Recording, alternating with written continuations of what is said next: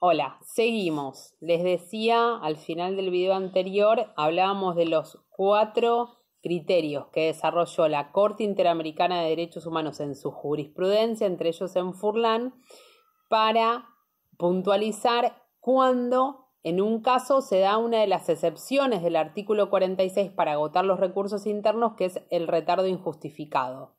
Habíamos dicho que se tenía en cuenta, se analizaba en el caso concreto la complejidad del asunto, la actividad de las partes, cómo habían actuado las partes, la actividad del órgano judicial, cómo habían actuado los operadores del derecho, jueces, fiscales, defensores, y estábamos viendo el cuarto, que era la afectación generada en el caso concreto por la duración del procedimiento. Para eso les contaba el caso Furlan, porque, de nuevo, le estaba pidiendo la Corte Interamericana que todavía actúe con un deber de diligencia y de celeridad reforzado frente a los casos como el de Furlan, que es un niño con discapacidad, que si no se lo atiende rápido, si la justicia no resuelve rápido, su situación de salud y de discapacidad puede volverse irreversible.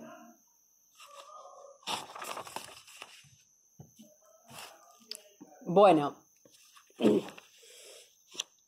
entonces, resumiendo, para presentar una denuncia ante la Comisión Interamericana, hay en ese procedimiento de denuncia hay dos grandes etapas. Una etapa de admisibilidad, donde uno tiene que analizar si la Comisión Interamericana es competente en el caso concreto que se le está presentando. La competencia se evalúa a nivel personal, material y temporal. Y por otro lado hay una segunda etapa, que es la etapa de fondo. ¿Cómo entramos a esta segunda etapa, que es la etapa de fondo? Cuando termina la evaluación de esos requisitos de admisibilidad y de competencia, la comisión toma una primera decisión y saca un primer informe, que va a ser un informe de admisibilidad o de no admisibilidad. Si fallan alguno de los puntos de la competencia o alguno de los puntos de los requisitos previstos en el artículo 46, entonces la comisión saca un informe de no admisibilidad o de inadmisibilidad previsto en el artículo 34 de la Convención Americana. En cambio, si todo eso se cumple, va a sacar un informe de admisibilidad previsto en el artículo 37. Ahora, antes de tomar esta decisión, llega el caso, se presenta la denuncia, que se llama petición individual. ¿Qué hace la Comisión Interamericana? Lo primero que hace es lo que se llama correrle traslado al Estado, o sea, le manda la denuncia recibida al Estado para que el Estado se pueda defender. El Estado, por ejemplo, va a ser el encargado de señalarle a la Comisión Interamericana que hay requisitos, si así lo piensa, que no se cumplen en el caso concreto. De hecho, frecuentemente los estados, cuando reciben la denuncia, la notificación que les manda la comisión con la denuncia, lo que hacen es oponer lo que se denominan excepciones preliminares. Las excepciones preliminares son importantes también para los que actúen como estado en el simulacro ante la Corte, y son las defensas que opone el Estado.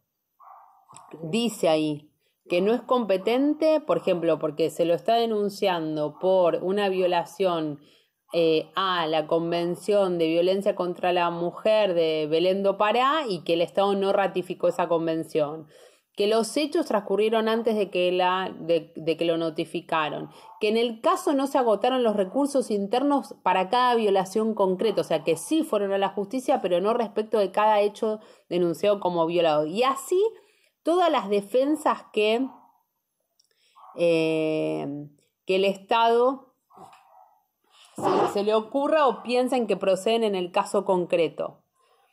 Entonces, Por ejemplo, en el caso Díaz contra Venezuela, la Corte Interamericana hizo lugar a las defensas opuestas por el Estado porque dijo que los recursos presentados contra una detención arbitraria habían sido presentados con posterioridad a la denuncia hecha ante la comisión.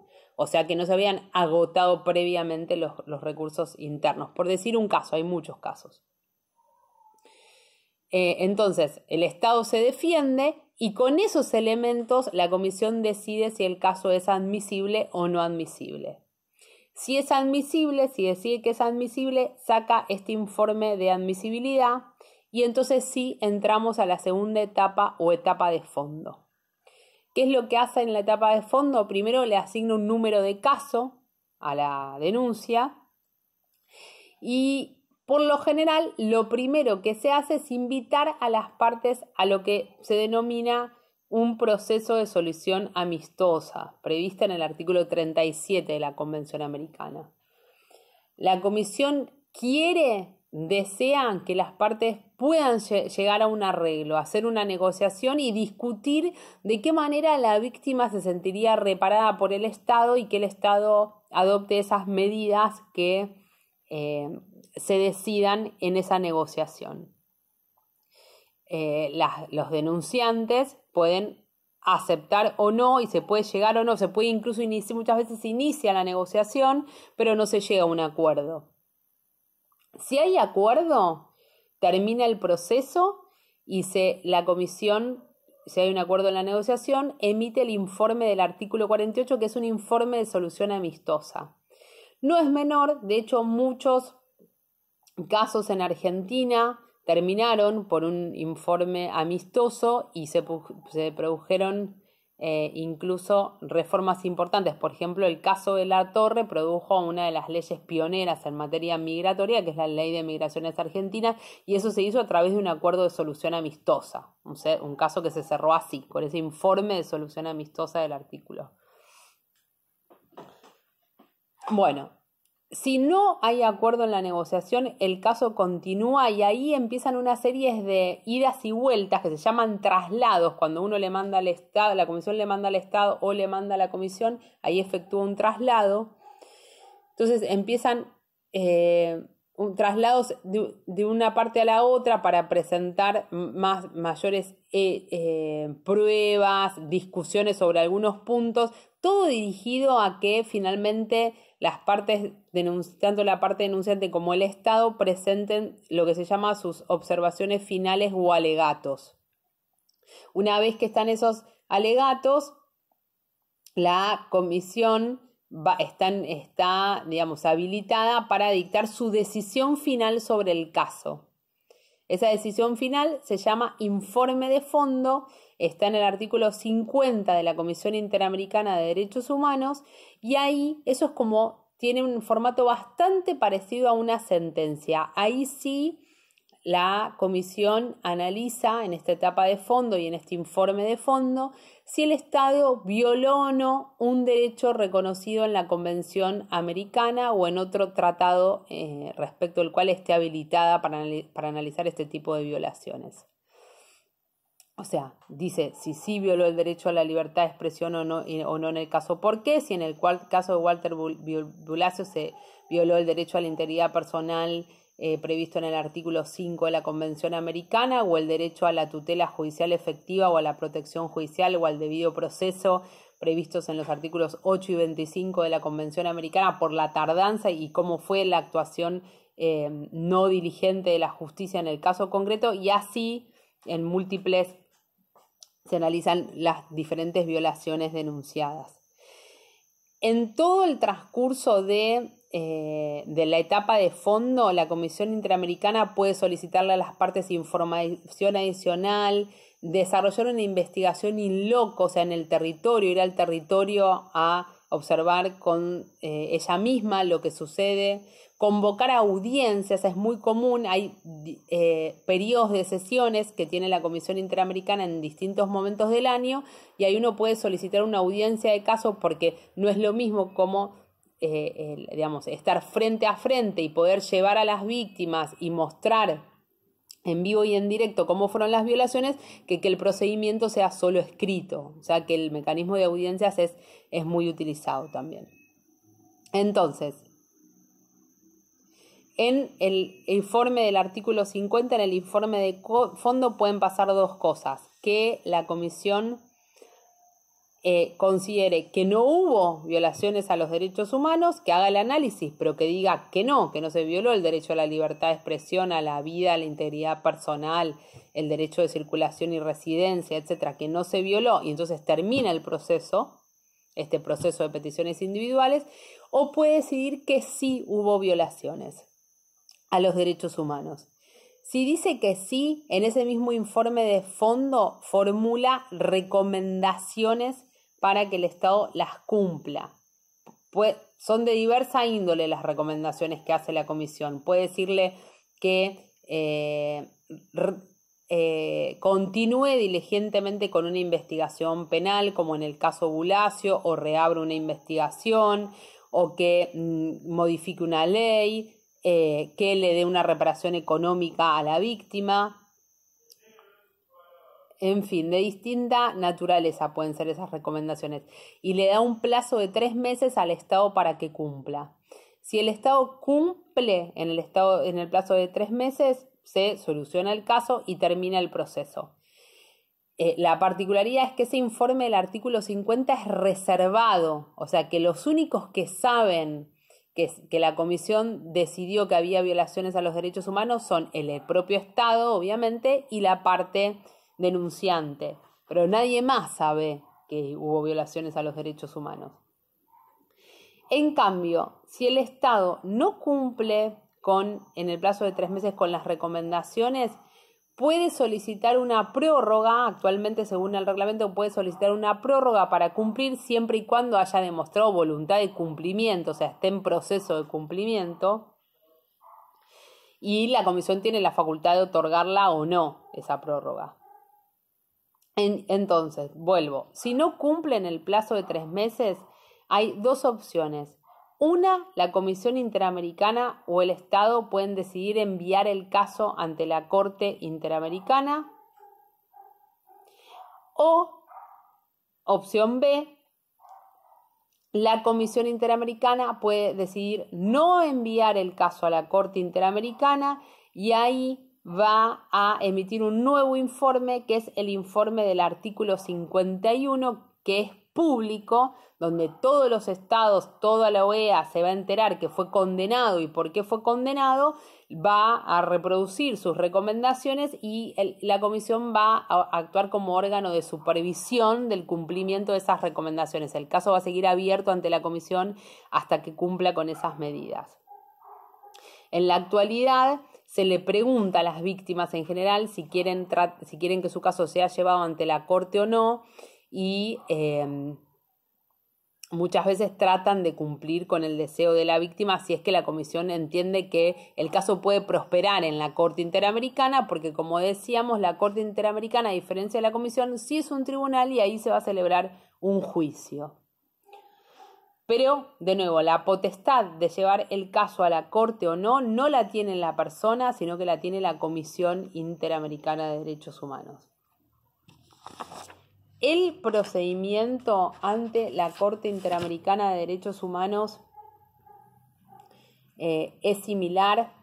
Se presenta el informe, de fondo se convierte en denuncia en la actualidad, como si fuera en la denuncia ante la Corte Interamericana. Las partes también pueden presentar, la parte involucrada, una demanda nueva ante la Corte Interamericana y puede actuar en juicio junto con la comisión, que van a ser los que están demandando o denunciando,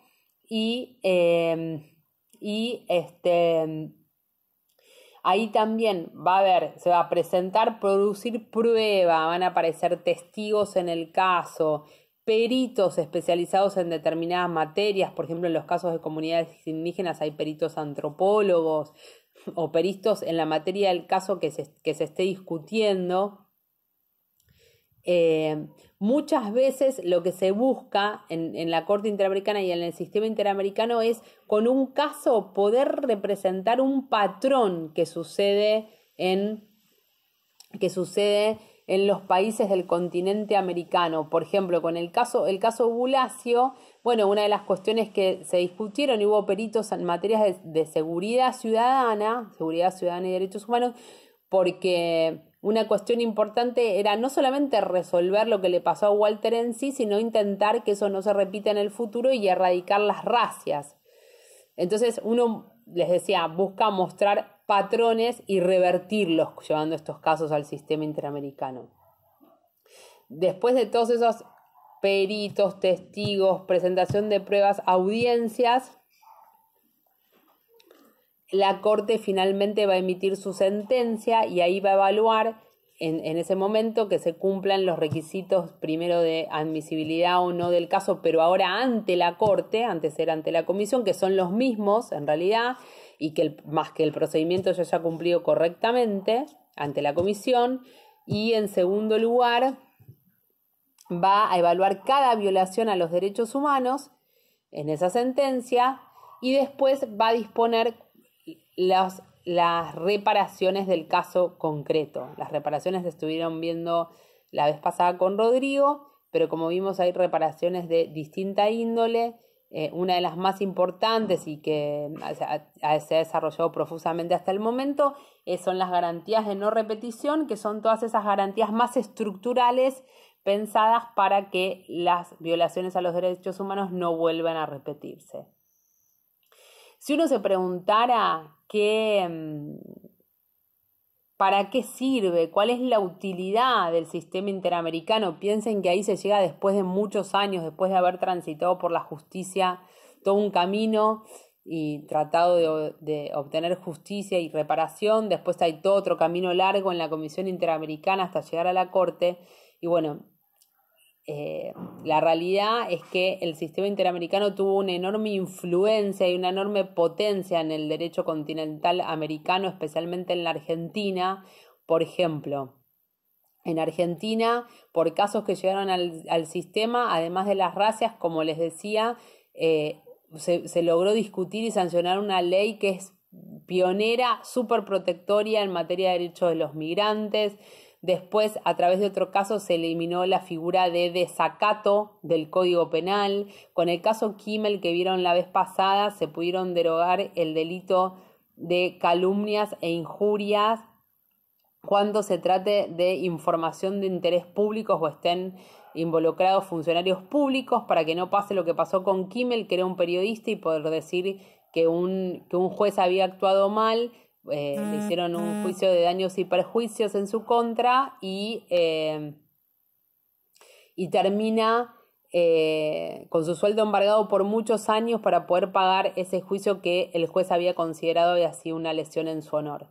Después también fue fundamental la actuación del sistema interamericano, porque sin las decisiones de la Comisión Interamericana, por ejemplo, sobre el derecho a la verdad o la inadecuación de las leyes de obediencia debida y punto final en relación a la Convención Americana sobre Derechos Humanos o la jurisprudencia de la Corte Interamericana de Derechos Humanos en el caso Barrios Altos, sin todas esas decisiones no hubieran sido posible llevar adelante hoy los más de 600 juicios que se están llevando adelante por crímenes de lesa humanidad en Argentina.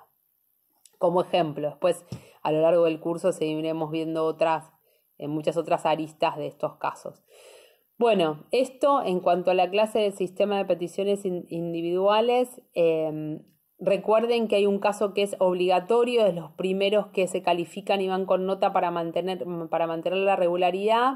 Ténganlo leído para mañana y nos estamos viendo a través de la videoconferencia a las 18 horas. Les mando saludos y que estén todas y todos muy bien.